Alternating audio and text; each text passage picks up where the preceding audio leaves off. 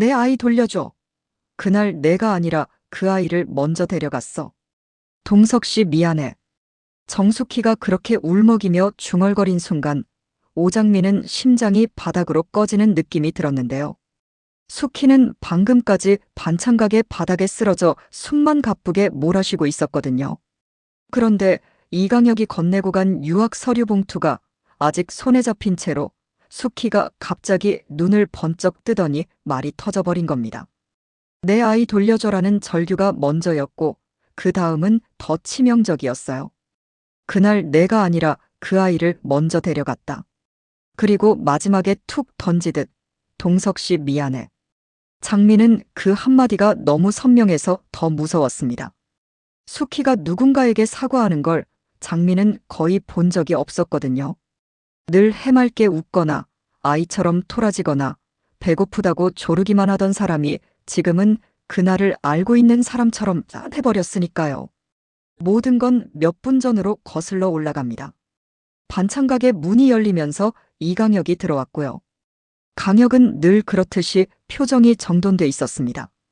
눈빛도 목소리도 옷깃도 깔끔했는데요. 그 깔끔함이 오히려 사람을 불안하게 만들 때가 있잖아요. 강혁은 장미 앞에 서자마자 두꺼운 봉투를 내밀었습니다. 유학 관련 서류입니다. 확인하시고 절차대로 진행하시면 됩니다. 말투는 정중했는데 단어가 너무 차가웠습니다. 절차대로라는 말이 장미를 사람으로 보는 게 아니라 서류 한 장으로 보는 것처럼 들렸거든요. 장미는 봉투를 받지 않으려고 했습니다. 몸이 먼저 거부했는데요. 그런데 그 순간 가게 안쪽에서 숙희가 강혁을 딱 보자마자 얼굴이 하얘지더니 한 걸음도 못 옮기고 그대로 풀썩 주저앉아 버렸습니다. 숙희는 눈을 크게 뜬 채로 강혁을 바라봤고요. 그 눈빛이 놀람이 아니라 알아봄처럼 보였다는 게 문제였어요.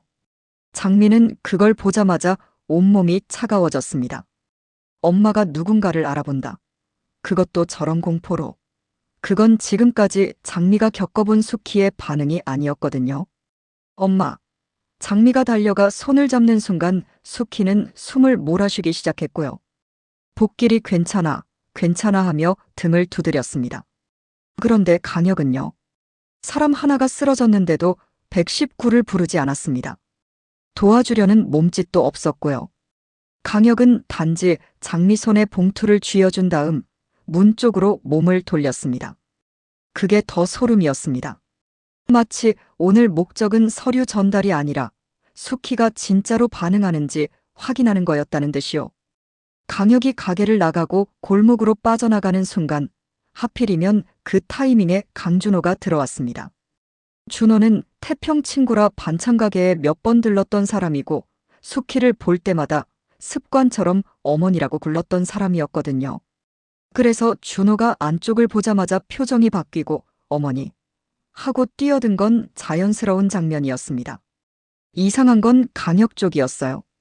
강혁은 준호와 딱 마주치자 잠깐도 멈추지 않고 지나가려 했는데요. 그때 준호가 강혁 손에 들린 봉투를 봤습니다.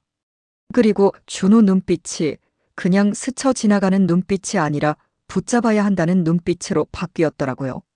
준호는 왜인지 모르지만 직감해버렸습니다. 저 봉투가 사람을 보내는 종이라는 걸요. 복길, 장미, 준호는 우선 숙희부터 집 안으로 옮겼습니다. 복길이 숙희를 번쩍 들어안고 장미가 문을 열어 길을 만들고 준호가 옆에서 숙희의 머리를 받쳐줬는데요. 숙희를 눕히자마자 숙희 입술이 파르르 떨렸습니다. 그리고 숙희는 설명을 못하는 대신 감각을 토해냈어요. 바닥 미끄러워 닦으라고 했지. 쾌쾌의 비린아니 쇠냄새. 손이 빨겠어. 내 손이 아니야. 누군가 손이. 장미는 그 말들이 너무 구체적이라 오히려 더 무서웠습니다. 숙희는 기억을 이야기로 꺼내는 사람이 아니잖아요. 숙희는 요리 천재라서 기억도 냄새 촉감 소리로 꺼내버립니다.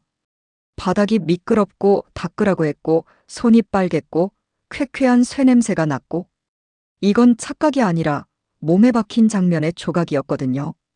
장미는 그 조각을 듣는 순간 과거가 튀어나왔습니다. 장미는 늘 현실파였고요. 꿈이 있어도 오늘을 해결하는 사람이었는데요. 이상하게도 엄마가 사고로 퇴행했다는 말 앞에서는 현실이 무너졌습니다. 장미는 어릴 때부터 엄마가 다친 날 이야기가 나올 때마다 주변 어른들 목소리가 미묘하게 낮아지는 걸 기억합니다. 말이 짧아지고 눈이 피하고 그때 말하지 말자로 끝나버리는 분위기. 장미는 그때마다 혼자 상상했습니다. 엄마가 진짜로 사고였을까?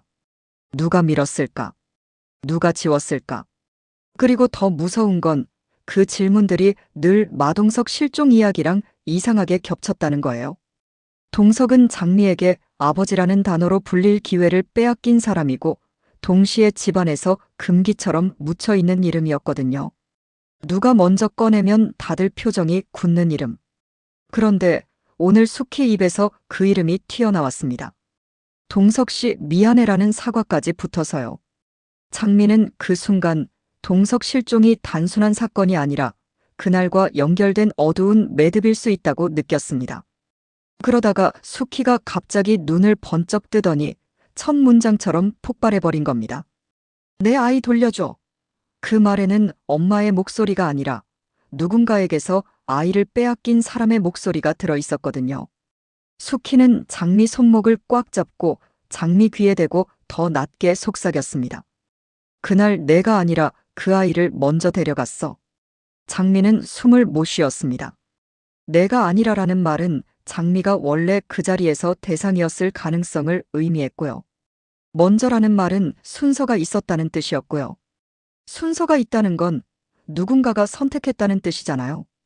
그리고 숙희는 마지막으로 아주 작게 덧붙였죠. 동석 씨 미안해. 그 사과는 마치 동석이 뭘 하려고 했지만 막지 못했거나 혹은 동석이 누군가를 막으려다 무너졌거나 그런 죄책감의 조각처럼 들렸습니다. 그런데 잔인하게도 숙희는 그 문장을 끝내자마자 다시 풀려버렸습니다. 눈빛이 흐려지고 입꼬리가 올라가고 아이처럼 배고프다고 조르는 얼굴로 돌아왔는데요. 장미야, 나 뭐 했어? 나 배고파. 방금 전 절규도 속삭임도 사과도 전혀 기억 못하는 얼굴이었습니다. 장미는 그게 제일 무서웠습니다. 숙희가 열쇠를 쥐고 있는데 열쇠를 쥐고 있는 줄도 모르고 다시 잠겨버린 거잖아요. 문은 반쯤 열렸는데 다시 닫힐 것 같은 공포요. 복길은 장면을 보면서도 쌍둥이 같은 건 전혀 모릅니다. 복길은 소문에 휘둘리는 사람이 아니니까요. 복길이 집중한 건 오직 하나였습니다. 왜 하필 강혁이 오늘 왔는지, 왜 하필 그 타이밍에 숙희가 쓰러졌는지, 그리고 왜 강혁은 도와주지 않고 퇴장이 먼저였는지. 복길은 테이블 위에 놓인 봉투를 들어 겉면을 훑었습니다. 발급처, 담당자, 접수번호. 복길 눈이 싸늘해졌습니다. 이거 드림호텔 냄새 난다. 복길은 냄새라는 단어를 썼지만 그건 비유가 아니었어요. 복길은 수상한 사람을 냄새로 구분하는 타입이거든요. 장미는 그 말을 듣는 순간 손끝이 더 차가워졌습니다. 엄마가 말한 쾌쾌한 냄새랑 복길이 말한 드림호텔 냄새가 묘하게 겹쳐지면서요. 준호는 그 사이에 조용히 장미를 봤습니다. 준호는 장미를 달래는 말은 잘 못하지만 장미가 무너질 때 어떤 눈을 하는지는 잘 아는 사람이었거든요. 준호는 한숨처럼 말했습니다. 장미야, 이건 그냥 유학이 아니야. 장미는 대답을 못했습니다. 맞다는 걸 인정하는 순간 진짜로 보내질 것 같아서요. 준호는 더 말하지 않았습니다. 대신 머릿속에서 연결을 맞췄습니다. 숙희는 강혁을 보고 쓰러졌다. 강혁은 장미에게 유학 서류를 줬다. 준호는 드림호텔에서 서린과 쌍둥이처럼 닮은 얼굴을 봤다. 그리고 채화영은 장미를 호텔판에서 멀리 보내고 싶어 하는 사람이다. 이 연결은 우연으로 보기엔 너무 정확했거든요. 준호는 결론을 내렸습니다. 뒷걸음치면 다 빼앗긴다. 정면으로 확인해야 돼. 준호는 증거를 잡겠다고 말하지 않았습니다. 아직은 증거가 없으니까요. 대신 확인. 확인부터 해야 다음이 움직이거든요. 준호는 장미에게 아주 낮게 말했습니다. 나 드림호텔 다시 들어가 볼게. 내가 봤던 그 애네가 착각한 건지 진짜로 닮은 건지 내 눈으로 확인할게. 장미는 그 말에 또 흔들렸습니다. 준호가 들어가면 화영이 가만두지 않을 게 뻔하니까요. 하지만 장미는 또 깨달았습니다. 누군가가 이미 서류로 장미를 밖으로 빼려는 절차를 밟았다는 건 가만히 있으면 더 빨리 밀린다는 뜻이라는 걸요. 장미의 불안은 그때부터 더 현실적이었습니다. 장미는 울고 싶은데 울면 끝날 것 같았고요. 흔들리고 싶은데 흔들리면 누군가가 그래, 흔들리네 하며 더 밀어붙일 것 같았습니다. 그래서 장미는 오히려 더 또렷하게 복귀를 받습니다. 아빠, 봉투 열어보면 안 돼? 복길은 장미를 보며 고개를 끄덕였는데요. 복길도 알고 있었습니다. 이 봉투는 종이가 아니라 버튼이라는 걸요. 열면 무슨 일이 터질지 모르지만 안 열면 이미 남들이 버튼을 눌러버릴 수도 있습니다. 그 순간 드림호텔의 최화영은 보고를 받습니다. 대표님, 강혁 실장이 반찬가게 다녀왔는데요. 정숙혜 씨가 실장을 보자마자 알아본 듯 쓰러졌습니다. 그 말이 떨어지자마자 화영 표정이 무너졌습니다. 화영은 늘 웃는 얼굴로 사람을 누르는 타입인데요. 오늘만큼은 웃음이 안 나왔습니다. 화영 눈동자가 흔들렸고 손끝이 살짝 떨렸습니다. 알아봤다는 말이 화영을 찔렀거든요. 정숙희는 그냥 애처럼 사는 기억도 없는 사람이어야 했습니다. 그래야 안전했어요. 그런데 알아봤다는 건 정숙희가 강혁을 연결고리로 삼아 과거를 꺼낼 수도 있다는 뜻이잖아요. 화영은 잠깐 말을 잃었다가 아주 빠르게 강혁에게 전화합니다. 그런데 강혁은 받지 않습니다. 화영은 더 초조해집니다. 강혁이 전화를 안 받는 건 두 가지 중 하나거든요. 이미 처리 중이거나 혹은 화영이 듣기 싫은 보고를 가져오려는 중이거나요. 화영은 혼잣말처럼 작게 뱉습니다. 미쳤나? 왜 거기까지 갔어? 화영은 이 상황이 단순히 숙희가 쓰러졌다가 아니라는 걸 압니다. 장미는 현실파라서 더 위험하고 복기른 냄새를 맡으면 끝까지 파고 준호는 정면으로 들어오는 성격이고요. 게다가 설인 주변에서 떠도는 닮은 얼굴 소문이 한 번만 더 제대로 얹히면 장미가 중심이 됩니다. 화영은 머리가 빠르니까 여기서 당장 수를 내야 합니다. 지금은 정숙의 입이 더 열리기 전에 판을 바꿔야 해. 화영은 그렇게 결론을 내리는데요. 그러면서도 마음이 급해지니 평소처럼 냉정한 단어가 아니라 아주 인간적인 단어가 튀어나옵니다. 어쩌지 화영이 어쩌지라는 말을 하는 날은 흔치 않거든요. 화영은 잠깐 생각합니다. 지금 이 판을 뒤집으려면 장미를 직접 누르는 게 아니라 장미 주변을 흔들어야 합니다.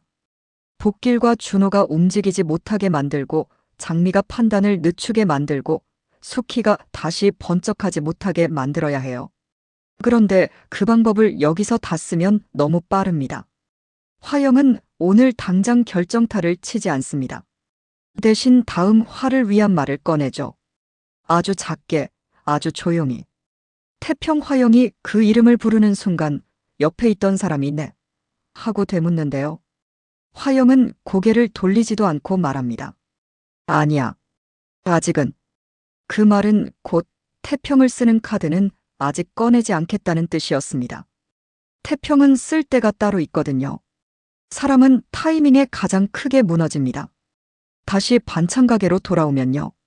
장미는 봉투를 열지 못한 채로 테이블 위에 올려두고 숙희 손을 꼭 잡고 있습니다. 숙희는 해맑게 웃으며 미역국 먹자 같은 말만 하고요. 방금 전 내 아이 돌려줘를 외친 사람이 맞나 싶을 정도로 평온합니다. 장미는 그 평온이 너무 잔인해서 오히려 눈물이 안 나더라고요. 장미는 속으로만 되냅니다. 그 아이가 누구야? 장미는 그 아이가 설인일 수도 있고 설인이 아닐 수도 있다는 불안 속에서 숨이 막힙니다. 그런데 확실한 건 하나입니다. 누군가는 먼저 데려갈 아이를 골랐고 그 선택의 결과로 숙희는 망가졌고 동석은 사라졌고 장미는 지금 다시 서리로 이동 대상이 됐습니다. 장미는 그 연결을 인정하는 순간 무너질 것 같아서 더 이를 악물어요. 준호는 문 밖에서 신발을 신으며 장미에게 말합니다. 나 확인하고 올게. 혼자 안 움직일게. 장미는 고개를 끄덕이면서도 손가락이 숙희의 손을 더 꽉 잡습니다. 복길은 봉투를 다시 들어 겉면을 한 번 더 봅니다. 복길은 오늘 처음으로 확신합니다. 이건 단순한 유학이 아니라 누군가가 장미를 판 밖으로 빼려는 시도다.